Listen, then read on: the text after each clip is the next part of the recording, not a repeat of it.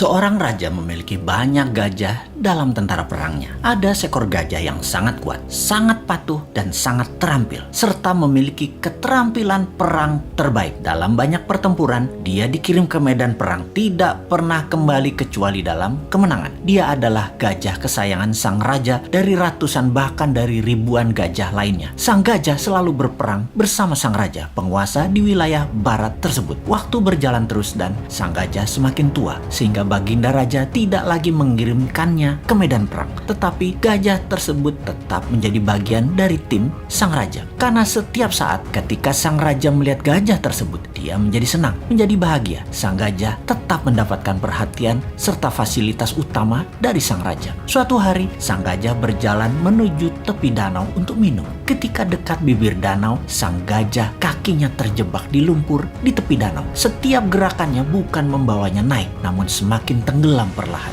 Dia terus berusaha, namun dia tetap tidak bisa mengangkat kakinya dari lumpur. Beberapa orang melihat usaha sang gajah dan tahu bahwa gajah tersebut dalam masalah besar dari nada suara teriakan belalainya. Dan berita ini pun tersebar cepat sampai akhirnya ke telinga sang raja. Semua orang panik karena tahu gajah ini kesayangan raja. Raja pun bergegas ke lokasi. Melihat gajah tadi terus tenggelam perlahan tanpa daya, sang raja memerintahkan semua orang di sekitar membantu mengangkat gajah tersebut. Mereka menggunakan berbagai cara untuk mengangkat gajah tersebut, namun tetap tidak bisa terangkat.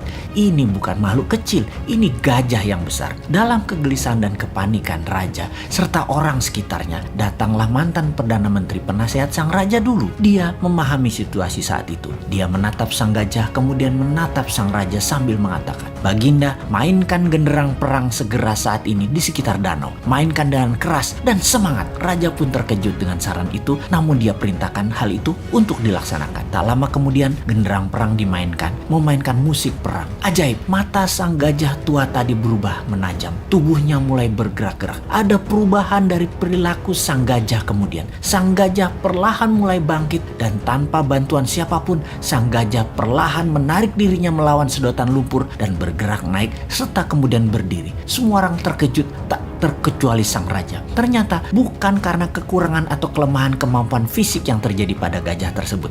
Yang dibutuhkan hanya suntikan semangat dari dalam. Dan ketika hal itu didapati, semuanya terselesaikan masalah apapun yang dihadapi. Untuk mempertahankan semangat dalam diri, sangatlah perlu sahabat semua mempertahankan tujuan hidup ke depannya di dalam pikiran bawah sadar kita. Dan jangan pernah ada rasa kalah atau menyerah dalam diri kita. Sahabat, mengapa saya menceritakan hal ini? Di saat pandemi saat ini, di waktu yang berat seperti saat ini, di saat ketidakpastian menghadang di depan, kita semua harus terus menyuntikkan semangat di dalam diri serta orang-orang di sekeliling kita. Pastikan kita semua punya visi dan misi yang jelas, purpose of life, dan semangat yang besar tadi. Pastikan ada genderang perang selalu menyala dalam diri Anda. Kita harus terus bersemangat untuk selalu sehat, makan makanan yang bergizi, selalu bersama orang yang membawa diri kita ke atas, penuh cinta dan penuh tawa. Pastikan kita berhenti menyalahkan keadaan seperti ini. Juga pastikan masalah yang terjadi saat ini yang memperlakukan kita negatif seperti saat ini tidak perlu ditakuti. Banyak hal indah dan besar terjadi di sekeliling kita. Ada solusi atas apapun masalah yang terjadi saat ini. New Mind salah satu solusinya. Dan